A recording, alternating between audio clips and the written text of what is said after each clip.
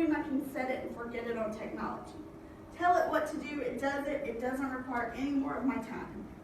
Or maybe there's a member of your team that could do it as well as you, faster than you, better than you, or could learn something by doing it and thereby grow and make your team stronger. Or is there somewhere you could outsource it? And thereby, the expenditure to outsource it is less of a cost than the time you would invest in getting it done yourself. Then, if it must be done, and it must be done by you, then when must it be done by you?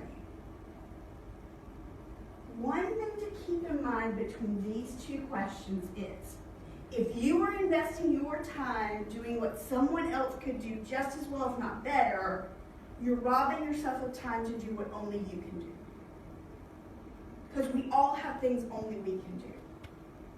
The flip side of that is, if you're investing your time today doing what could be done next week, then are you robbing yourself of time to do today what has to be done today? Anybody thinking of specific tasks that fit these things? I don't know. The things that are urgent but not important seem like they're more fun to me than the Yes! Yes. I'm like, I really have to do that, but I can go and do this. So then think about what motivates you. Are you oftentimes motivated by a reward, or is it more motivating to avoid a punishment?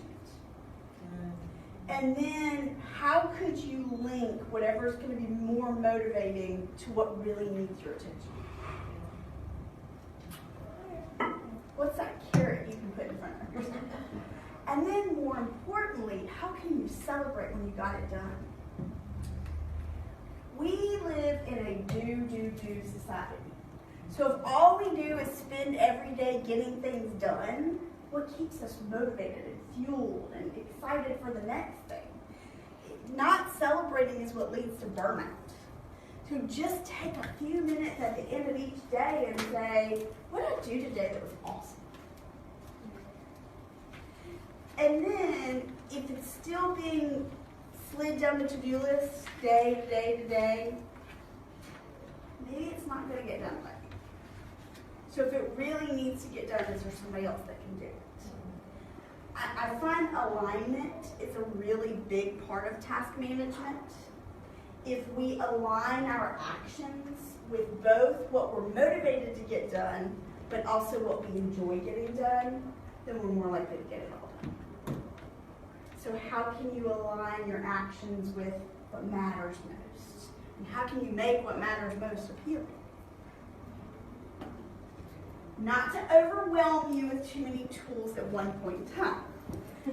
But I wanted to make sure you knew, when you're thinking about task management from a technology perspective, there are a plethora of tools out there that are mainly either free or highly affordable.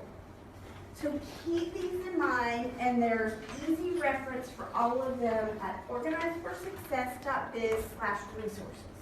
My lists on my website are free. They all link over to the website so you can see quick access to a description of each of these. I am not going to stand up here and say everyone should be using Remember the Milk, or everyone should be using Trello, or everyone should be using To-Do or Todoist, or there's not one task manager that will work for everyone in this room. There's not one task manager that will probably work for more than one in this room. The important thing is try them out. Don't be afraid to put a few things in it and see if it works for you. They all have free trials. Even if the tool's not free in its totality, it at least has a free trial. So get out and play around with it, because if you're not going to use it, it's not going to help you. You have to actually put your tasks in it for it to do anything for you. One I did want to highlight that is a free option for automation. Now, delegating to technology where it's going to do it automatically for you is automation. So that do decide, delegate, and delete, automation is going to get it off your to-do list because you're delegating it to a technology tool. If this, then that. I don't know what this, then that did to upset the fruit basket so that if got spelled out and this, then that got chipped. But keep in mind that it's a recipe. Now, my clients that are personal chefs all of a sudden go into twitches when I say recipe. But bear with me on this. You're talking about a trigger action and then a resulting action. So if you receive an email to your Gmail account that has an attachment, then that action is saved in your Dropbox. And then that attachment is saved in your Dropbox account. Or if you save or you favorite a tweet on Twitter, then that tweet is added to a note in Evernote.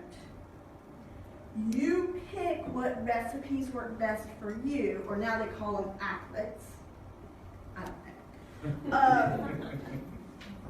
If I'm feeling overwhelmed and I'm looking for insights and creativity of what I can get off of my plate, I will go to ifttt.com/discover and I'll see how other people are using it.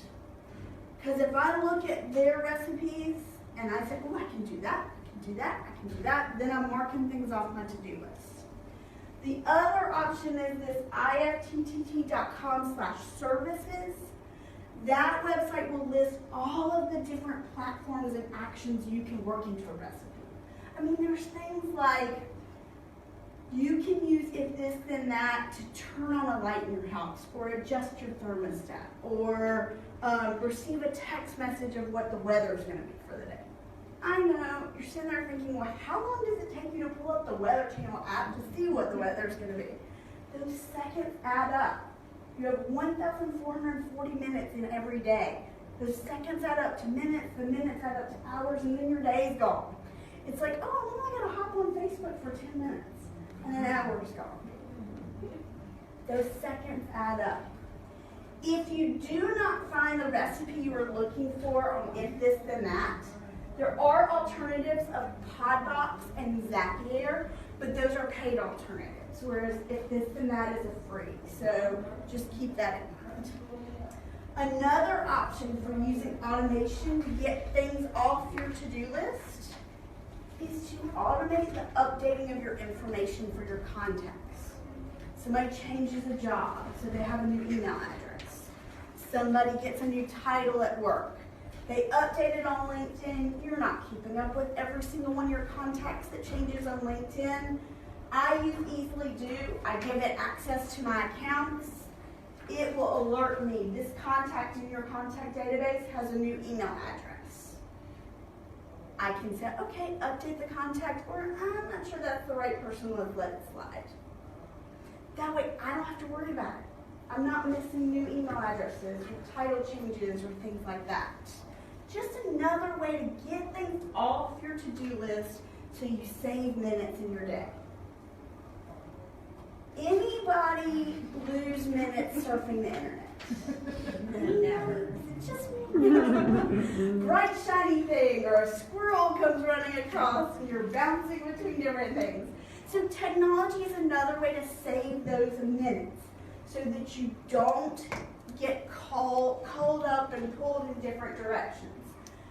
Flipped, the FLIPD on the bottom left, is an app to limit your time in certain apps on your phone.